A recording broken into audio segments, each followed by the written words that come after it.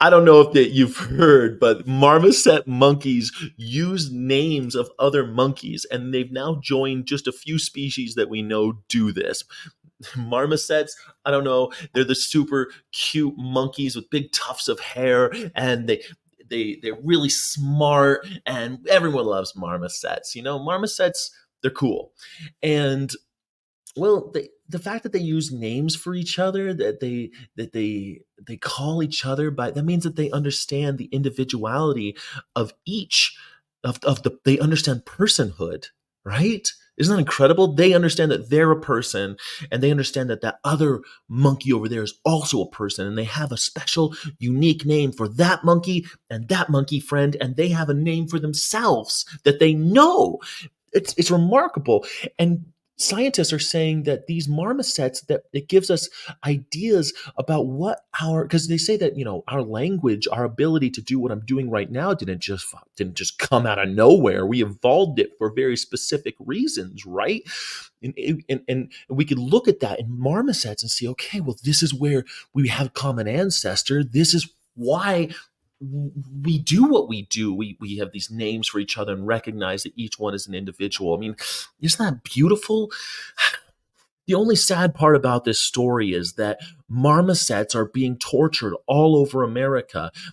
UMass, for example, is strapping hot, hand warmers to marmoset monkeys after they have their uteruses ripped out, in order to measure their cognitive abilities once they've been starved.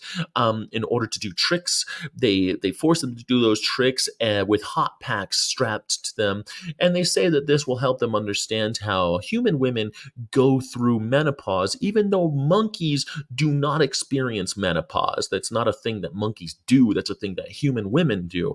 But hey, torturing monkeys, ripping out their uteruses and filling them with hormones and strapping hot pads to them, that makes perfect sense, doesn't it? Especially knowing that these animals, in particular marmosets, know that they're a person, and they know that you're a person, and they know that they're a person, that other monkey's a person. They probably know that they probably have names for other species of animals. Knowing monkeys, they probably do, because they got to warn each other when a predator's coming or whatever.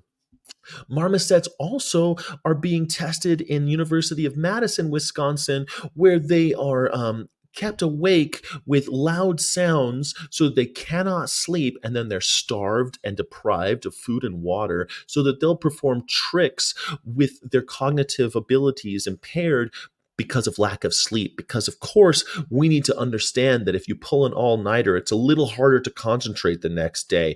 We don't know that, do we? We don't know that it's hard to go to a job interview after you're tired. If you stayed up all night, if you stayed up all night stressed about the job interview, and then you go to the job interview and you don't perform as well as the guy who got sleep, huh? We need to torture monkeys in order for that to happen. We need to import monkeys, and they're doing it to marmosets because they're small and they're easy to handle and they're smart as hell. Oh, Bartleby. Oh, humanity.